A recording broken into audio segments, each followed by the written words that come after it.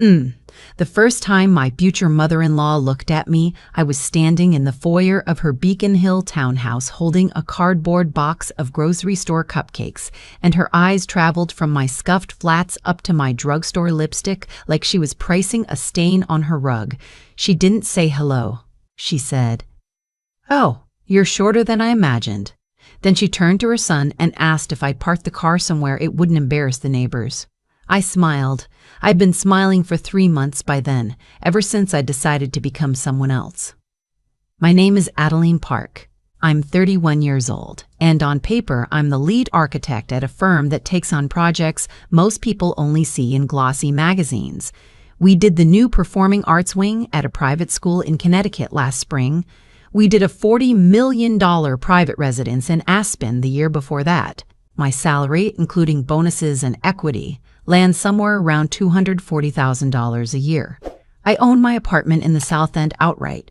I drive a leased Volvo because I like Volvos, not because I have to. But the night I met my fiancé at a gallery opening on Newbury Street, I was wearing a thrifted sweater I'd bought specifically for the occasion, dollar store earrings, and my hair pulled back in a way that made me look maybe 24.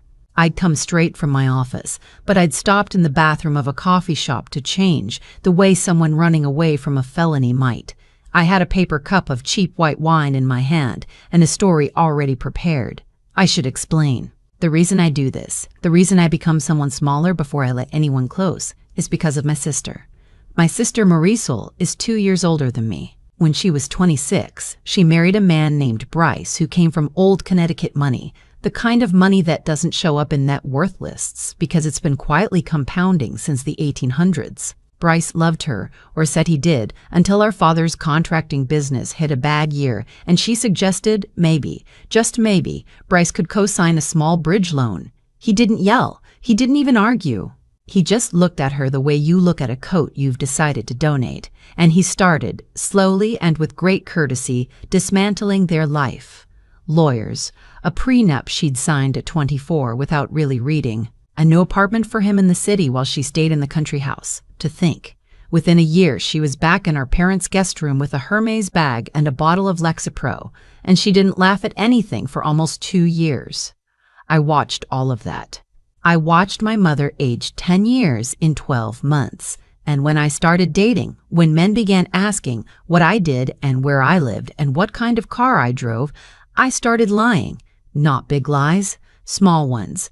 I'd say I was a junior associate, not a principal. I'd say I was a junior associate, not a principal. I'd say I rented a studio. I'd let them pay for dinner the first 3 or 4 times. I told myself it was a filter, and the truth is, it worked. 2 of them disappeared the moment I got promoted. One of them told me, gently and with great kindness, that he wasn't ready to be with someone ahead of him. I cried, but only for a weekend. The filter had done its job. So when I met my fiancé, when he stood next to me at that gallery and asked which of the paintings I'd buy if money were no object, and I said the small ugly one in the corner, because it looked like how grief actually feels, and he laughed and said, "Me too. The others are just expensive wallpaper." I made a decision before he even asked for my number. I would do it again. I would be small for a while. Just to be sure, his name is Brennan Carlisle. He's 35. He runs a real estate development arm of his family's firm, and he had no idea, that first night or for many nights after, that the woman he was falling in love with had designed 2 of the buildings he drove past every morning on his way to work. For the first month I told him I was a junior designer at a firm I made up. I told him I lived in a studio in Allston, which is, I admit, a stretch. Allston is technically possible at my fictional salary, but barely. I let him pay for dinner. I let him send me Ubers. The first time he met me at my place, I had borrowed my college roommate's actual studio for the night, complete with her IKEA shelf and her cereal bowls. I made him grilled cheese on her $9 pan, and he sat on her secondhand couch and said it was the best date he'd had in years. "People always try to impress me," he said. "You're not trying to impress me." I almost told him then. I want to be clear about that. I almost told him 100 times in those first weeks. But every time I opened my mouth, I saw my sister at the kitchen table in our parents' house, staring at her cereal until it went soggy. I saw Bryce's face when she'd asked for help. So I closed my mouth and I made another grilled cheese, and I told myself, just until I'm sure. 3 months in, he proposed. I want to say I saw it coming, but I didn't, not really. We were in Vermont, at a tiny bed and breakfast he'd booked because I'd mentioned once that I liked old houses. He got down on one knee in the snow outside the inn, with a ring that I could tell, because of my job, I could tell, was almost certainly his grandmother's. Gold, slightly worn, an old cut diamond that caught light like water, and he said, "I know it's fast, but I've never been less confused about anything." I said yes. I said yes before I'd thought through what I was saying yes to. And when we got back to the inn and he was on the phone calling his mother to tell her, I sat on the edge of the 4-poster bed in my second-hand sweater, and I realized, with a cold drop in my stomach, that I had now been lying to a man I was going to marry for 91 days. And his mother was going to hate me on sight. I was right about that part. Mrs. Carlyle Brennan asked me to call her Vivian, but she never extended the same courtesy back, so I went on calling her Mrs. Carlyle for weeks, opened her front door that first Sunday, and looked at the cupcakes I'd brought from a chain bakery like I'd handed her a dead bird. The townhouse was 4 stories of restored brownstone, with original moldings and a staircase you could film a wedding on. I'd been in houses like this before, of course. I designed renovations in 2 of them, but I'd come in those times wearing my own clothes, my own posture, and the contractor had handed me coffee. That night I came in shrinking. "Mother," Brennan said with a warning in his voice, "this is Adeline." "Adeline," she repeated, like she was tasting an unfamiliar food and finding it disappointing. "What an old-fashioned name." "My grandmother's," I said. "How lovely." "Was she," a pause, "just long enough, from around here?" "Queens," I said. "Originally Korea." She made a small sound that wasn't quite a hum. Then she swept us into the dining room. There were 6 of us at dinner. Brennan and me, his mother, his older brother Whitfield, and Whitfield's wife Camille, and his younger sister Britton, who at 28 described herself throughout the evening as a creative consultant and wellness curator, neither of which appeared to involve anyone paying her. The dining room had a chandelier I recognized. It was a Holly Hunt, custom, about $40,000, and a table set with china so fine you could see the candles through it. There were 3 forks at every plate. Brennan reached for my hand under the table. "So, Mrs. Therius," Carlyle said, lifting her wine. "Brennan tells us you're in design." "Yes," I said. "I had rehearsed this. Junior designer, mostly residential interiors. How charming. For a firm I'd know, probably not. We're small. M." She took a sip. "And before that, school." M. She took a sip. "And before that, school." RISD. "Well, that's something." Britton leaned in. She had that smile some women have, the one that pretends to be friendly while it cuts you. "Did you do scholarships? RISD's so expensive." "I did," I said. This part was true. "Mostly." "That's so impressive," she said, and I watched her store the word scholarship away like a hostess saving a wine cork. "It's so admirable when people pull themselves up like that." "Bren, isn't that admirable?" Brennan's jaw tightened. "Adeline is the most admirable person I know." His mother cut a tiny piece of her endive. "And your family, dear? What do they do?" I had this rehearsed, too. My dad ran a small contracting business. He's retired now. My mom does some bookkeeping from home, contracting. She turned the word over like a coin. Trades, how useful. I felt Brennan's hand tighten on mine. I want to tell you that I sat there with perfect composure. The truth is, I was so angry, I could hear my own pulse. I was angry, not for me. I have been condescended to my whole career by men in cufflinks who couldn't read a load calculation if their life depended on it. But for the version of me I was pretending to be, the girl I'd invented to test their son. That girl was 26 and worked late and saved her tips and didn't deserve this. That girl was 100 women I knew, and the matriarch of this house was eating her endive while she ground that girl into her napkin. I excused myself to the bathroom. The powder room on the first floor was I'm being objective, beautifully done. Shoemaker wallpaper, original sconces. The kind of soap that costs $40 a bar and smells like a French grandmother's linen closet. I put my hands flat on the marble counter and looked at myself in the mirror. My drugstore lipstick had worn off. My eyes were too bright. I thought, if I'm going to do this, I have to actually do it. I don't get to be insulted on behalf of someone I made up. I sat down at the table as her. I have to leave the table as her. When I came back, dessert had arrived. It was a flourless chocolate something, expensive and small. Mrs. Carlyle had moved on to interrogating me about where Brennan and I would live. "I assume," she said, smiling with all her teeth, "you wouldn't expect Brennan to relocate to Alston." "We haven't talked about it yet," I said. "Mother," Brennan said, "I'm only being practical, darling. Marriage is logistics, and of course there are." She waved her fork. "Expectations. The Carlyle name carries certain, mother, responsibilities. Charitable boards. The foundation. One can't simply—" "Vivian," Brennan said, and his voice had a new edge in it, an edge I had not yet heard in 3 months of dating him. "Stop." The table went quiet. She looked at him. He looked at her. I have, in my career, watched 2 structural engineers disagree about a load-bearing wall, and the silence in that dining room had the same quality. Something was deciding whether to fall. "Adeline," Brennan said, without taking his eyes off his mother, "is going to be my wife. Not the foundation's wife. Not the family's wife. Mine. And if anyone at this table, anyone, speaks to her again the way you've been speaking to her tonight, I'm going to leave with her, and you can have the next holiday by yourselves." Whitfield put his fork down. Camille looked at her plate. Britton's mouth was a perfect O. Mrs. Carlyle lifted her wine, very slowly, very precisely, and took a sip. Then she said, "Don't be dramatic, Brennan. I'm not being dramatic. I'm being clear. We are simply getting to know her.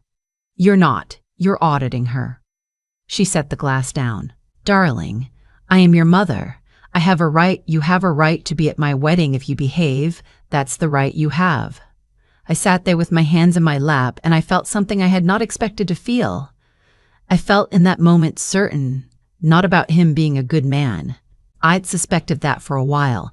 I felt certain about the smaller, harder thing that I had, at some point in the last 3 months, started to actually love him, and not the version of him I had been testing. Him, the man who would say you're auditing her to his own mother across a $40,000 chandelier. We left, of course. He didn't even take dessert. He kissed his sister on the head, told his brother he'd call him, walked past his mother without looking at her, and we were on the front step of the townhouse before 9:30. He was shaking a little, so was I, but for a different reason. In the Uber back to the South End, to my actual apartment, not my fictional one. He stared out the window. He didn't say anything for a long time. Finally, without turning his head, he said, "I'm sorry. You don't have to apologize for her. I'm not. I'm apologizing because I let her speak to you like that for as long as I did." I looked at his profile. The streetlights moved across his face. "Brennan," I said. "Yeah. There's something I have to tell you." He turned. He was so tired.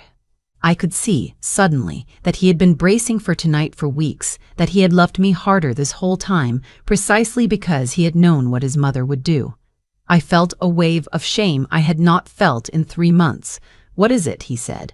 "Not in the car," I said. "At your place. Tonight. I need to tell you tonight." He nodded. He didn't ask. He just took my hand. His apartment was a 3-bedroom on Marlborough Street with a bay window and original woodwork that had been restored badly. I noticed. I always notice. He poured us both whiskey. I sat on his couch and I told him. I told him about my sister. I told him about Bryce. I told him about my career, my real career, the buildings I'd designed that he'd driven past, the salary, the apartment I owned in the South End that we were technically 8 blocks from right now. I told him about the borrowed studio in Alston, the cereal bowls that weren't mine, the grilled cheese on a stranger's pan. I told him I was sorry. I told him I knew he might be done. I told him I had been a coward and a fool, and I had treated him like a hypothesis instead of a person. He listened the entire way through. He didn't interrupt. When I was done, he set his whiskey down, and he sat with his elbows on his knees and his hands together, the way men do when they're trying to be careful. For maybe a full minute he didn't speak. Then he said, "The cupcakes." "What?" "The cupcakes. Tonight. From the chain place. You hate those cupcakes. I've watched you not eat one." I almost laughed. I almost cried. I was committing to the bit. He nodded slowly, taking that in. "Then, how long? How long what? How long would you have let it go?" I thought about it. I owed him the real answer. "I was going to tell you next month." I'd already decided. After the engagement, I knew I had to. I was scared of me, of being wrong about you. He was quiet again. "Then, Adeline, your sister." "Bryce, I want you to know I understand. I'm not going to pretend I'm not," he searched for the word, "winded, but I understand. I should have trusted you. You should have trusted me sooner, yes." He looked up. "But I also understand why you didn't. And I understand why a woman who watched her sister get gutted for asking for help wouldn't want to find out after the wedding that I'm a Bryce. You're not a Bryce. I know I'm not. But you didn't know that. So you tested me. And he exhaled, passed, I guess. "You passed before tonight," I said.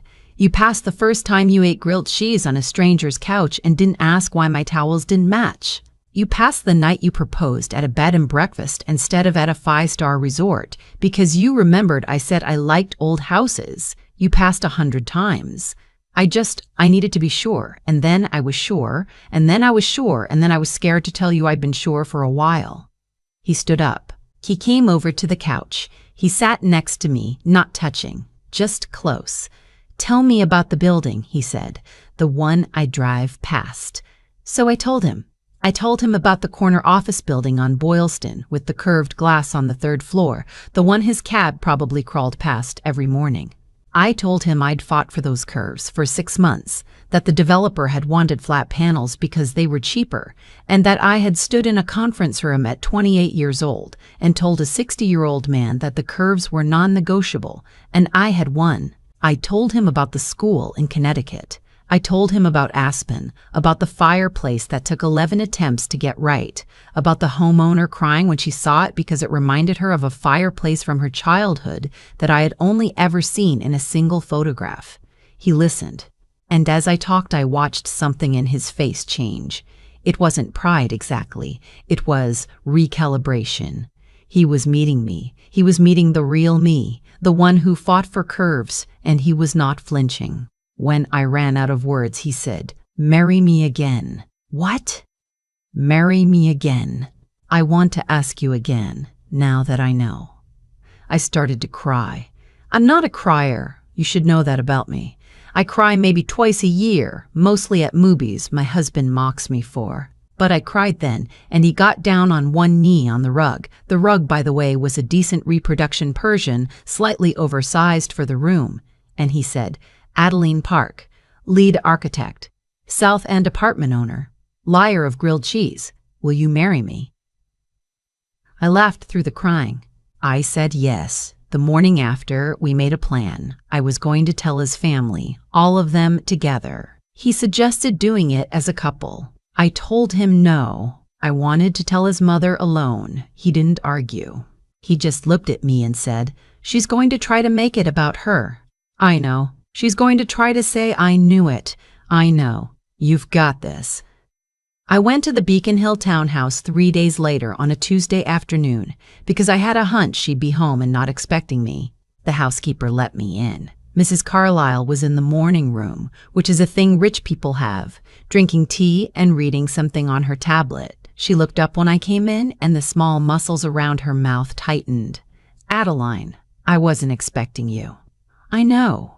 I'm sorry to come unannounced. Brennan isn't here. I'm here to see you." She gestured with great reluctance to a chair.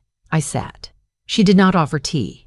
"I want to tell you something about myself," I said, "and I'd like to tell you without any interruption, if that's all right." She lifted an eyebrow.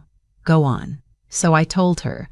I told her about my career, about my firm, about my real income, and my real apartment and the buildings I had designed. I told her briefly and without melodrama about my sister and Bryce. I told her why I had come to her dinner table in a thrifted sweater and let her grind me into her napkin. I told her I was going to marry her son and that I wanted us to have a real relationship, but that we were going to start it on the basis of who I actually was and not who I had performed for her benefit. She listened. To her credit, she did. She didn't speak. When I finished, she set her tea down very precisely on the saucer. There was a long pause. Then she said, "So you lied to my son?" "Yes." "For 3 months?" "Yes. And now you're sitting in my morning room expecting me to be impressed because you make good money." "No," I said. "I'm sitting in your morning room because I wanted you to hear it from me before you heard it any other way. I'm not asking to be impressive to you. I gave up on that the moment you asked if my grandmother was from around here." I watched her flinch. It was a small flinch. She covered it fast. "Brennan must be devastated. Brennan proposed to me again the night I told him." Another flinch. I leaned forward. "I want to tell you something about how I sat there, because it mattered. I sat the way I sit in the conference room when I'm fighting for the curves. I sat with my hands relaxed and my back straight and my voice low. I had spent 3 months making myself small in that house. I was done. Mrs. Carlyle, I am going to marry your son. I love him very much. I would like, eventually, to call you something other than Mrs. Carlyle. But I'm not going to apologize for the fact that I tested him, because women in my family have learned the hard way what happens when you skip that step. And I'm not going to pretend that you didn't show me, in one evening, exactly the kind of mother-in-law I would have if I had been the girl I was pretending to be. I don't hold it against you, exactly, but I'm not going to forget it either." She didn't answer right away. She picked up her tea. She set it down without drinking. "My husband," she said finally, "came from nothing." I waited. His mother cleaned houses. In Newton, he worked construction in the summers to put himself through BU. By the time I met him, no one would have known. He never spoke about it. When my mother asked what his family did, he said they were in real estate, and we all laughed because his mother had cleaned a real estate office. You see, that was the joke. And my mother, she stopped. My mother, Adeline, would have done to him exactly what I did to you. I didn't say anything. I was afraid if I spoke, she'd stop. "I have been," she said with great difficulty. "My mother, I see that." I did not. She stopped again. "I did not realize until just now how much I have been my mother." I let the silence hold. "I'd like to start again," she said. "If you would let me." "I would let you," I said, "but I'd like it to be a real start, not a polite one." "Yes," she said. "Yes, a real one." She didn't hug me. She didn't cry. She is not that kind of woman, and I would have distrusted her if she had been. What she did was call her housekeeper and ask for a fresh pot of tea and a second cup, and she poured it for me herself. We are not friends now. I want to be clear about that. We are something stranger and, I think, more durable than friends. We are 2 women who met each other across a chandelier and saw each other clearly, eventually, after a lot of unnecessary work. She came to our wedding. She gave a toast that surprised everyone, including her. She said, "I almost missed this one. I almost made the mistake my mother made." "Adeline, thank you for not letting me," Britton cried. Whitfield looked at his shoes. Camille squeezed my hand. "My sister was my maid of honor." She laughed. That day, the way she used to laugh before Bryce, I watched her dance with our father, and I thought, this is what I was protecting.